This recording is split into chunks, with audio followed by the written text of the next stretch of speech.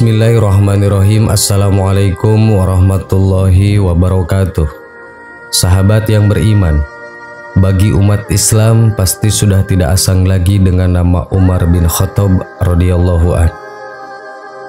Kali ini akan sedikit kami sajikan sebuah kisah di mana Umar bin Khattab sebelum memasuk agama Islam. Bagaimana kisahnya? Simak ulasannya berikut ini. Siapa sangka sebelum mengucap syahadat, Umar sama sekali tidak bersahabat, bahkan konon Umar sangat membenci Rasulullah dan hendak ingin membunuh beliau. Namun akhirnya karena hidayah Allah, Umar pun memeluk Islam.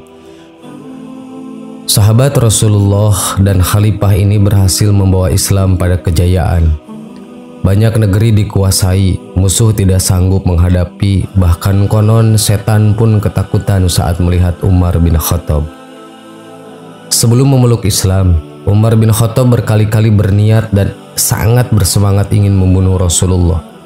Hingga akhirnya pada suatu hari sebuah surat memberinya hidayah. Isinya mampu menembus kolbu karena berasal langsung dari Sang Pencipta.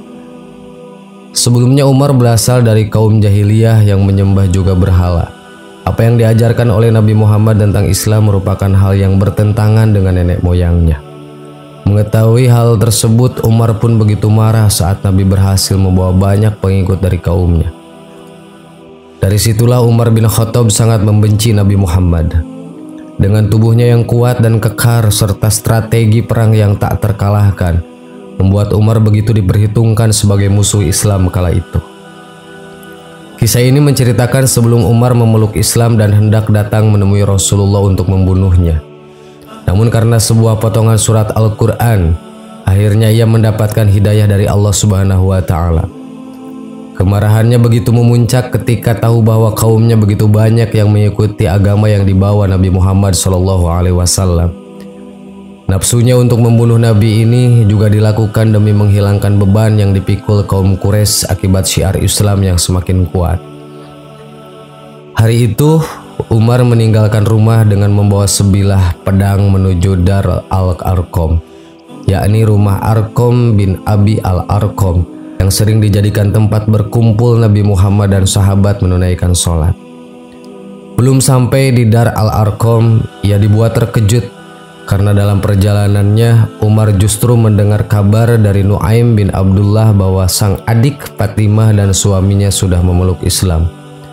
Demi Allah, engkau menipu dirimu sendiri, wahai Umar. Tidakkah engkau berpikir bahwa Bani Abdul Manaf akan membiarkanmu tetap hidup setelah engkau membunuh putra mereka Muhammad? Mengapa engkau tidak segera kembali ke rumahmu dan memperbaiki rumahmu sendiri? Saudara perempuanmu Fatimah beserta suaminya telah memeluk agama Muhammad. Mendengar kabar itu, Umar laksana tersambar petir di siang hari. Lalu ia berbalik arah menuju rumah Fatimah adiknya. Ketika Umar sampai di rumah adik perempuannya, Fatimah sedang di bawah bimbingan suaminya Khabab mempelajari surat Toha. Surat Toha inilah yang konon membuat Umar jatuh cinta dan memutuskan untuk memeluk Islam. Ia mendengar dengan sesama isi surat tersebut. Lalu Umar pun masuk ke rumah dan mempertanyakan kebenaran tentang kabar mereka yang telah masuk Islam. Iparnya Khabab pun menjawab, "Wahai Umar, apa pendapatmu jika kebenaran itu bukan berada pada agamamu?" Jawaban tersebut membuat Umar begitu marah dan langsung menendang Khabab hingga tersungkur. Fatimah lalu mencoba membangunkan sang suami, namun justru Umar menamparnya sehingga darah menetes dari bibir Fatimah. Dengan penuh amarah, Fatimah lalu berkata, "Wahai Umar, jika kebenaran bukan terdapat pada agamamu, maka aku bersaksi bahwa tidak ada Tuhan yang berhak disembah selain Allah, dan aku bersaksi bahwa Nabi Muhammad adalah Rasulullah." Umar ingin kembali menamparnya, namun ia tidak tega dan mulai melunak karena melihat tetesan darah sang adik. Kemudian ia meminta agar Fatimah memberitahukan apa yang dibacanya tadi. "Berikan kitab yang ada pada kalian kepadaku, aku ingin membacanya." Fatimah pun berkata, "Kamu itu kotor, tidak boleh menyentuh kitab itu kecuali orang yang bersuci. Mandilah terlebih dahulu." Lantas Umar bin Khattab mandi dan mengambil kitab yang ada pada adik perempuannya. Ia lalu membaca hingga ayat ke-14. Indani anna Allah la ilaha illa anna fa'buduni wa aqimis sholata li zikri. Sesungguhnya aku ini adalah Allah, tidak ada Tuhan yang hak selain aku, maka sembahlah aku dan dirikanlah sholat untuk mengingat aku. Seketika itu hati Umar memuji dan memuliakan isinya, lalu ia minta ditunjukkan keberadaan di mana Nabi Muhammad. Ia lalu memutuskan untuk kembali ke Dar Al-Arqam dengan tetap membawa pedangnya. Sesampainya di sana dia mengetuk pintu. Mereka yang ada di tempat itu sontak saja kaget dan cemas melihat Umar dengan wajah bengis membawa pedangnya yang telah terhunus. Akan tetapi Hamzah yang juga hadir di tempat itu meyakinkan mereka seraya mengatakan bahwa jika Umar datang membawa kebaikan kita sambut, tapi jika Umar datang membawa keburukan kita bunuh dia dengan pedangnya sendiri. Kemudian Nabi Muhammad SAW memberi isyarat agar Hamzah menemui Umar agar membawanya menemui beliau. Kemudian Nabi Muhammad memegang baju Umar dan gagang pedangnya, lalu ditariknya dengan keras seraya berkata, "Engkau wahai Umar, akankah engkau terus begini hingga kehinaan dan azab Allah diturunkan kepadamu, sebagaimana yang dialami oleh Walid bin Mughirah?"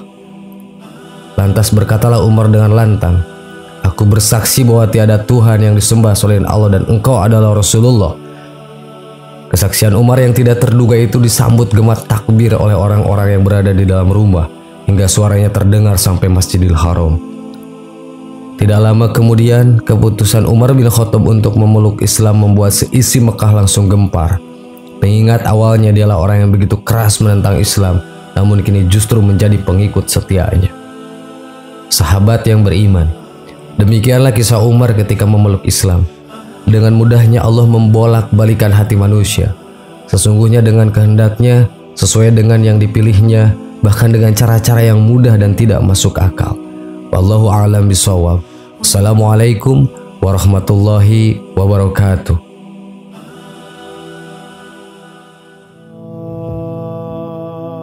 Bismillahirrahmanirrahim. Assalamualaikum warahmatullahi wabarakatuh.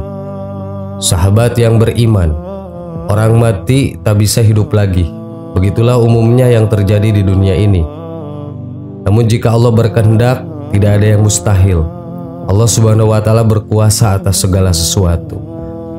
Imam Ibnu Hajar Al-Asqalani seperti dinukilkan dalam kitab Al-Jawbiyat, Ibnu Hajar Al-Asqalani ala Asilat Ba'di Talmizi menjawab pertanyaan sang murid, yaitu Ibnu Munjik Al-Ashrafi, tepatnya pada 10 terakhir bulan Rabiul Awal 830 Hijriah.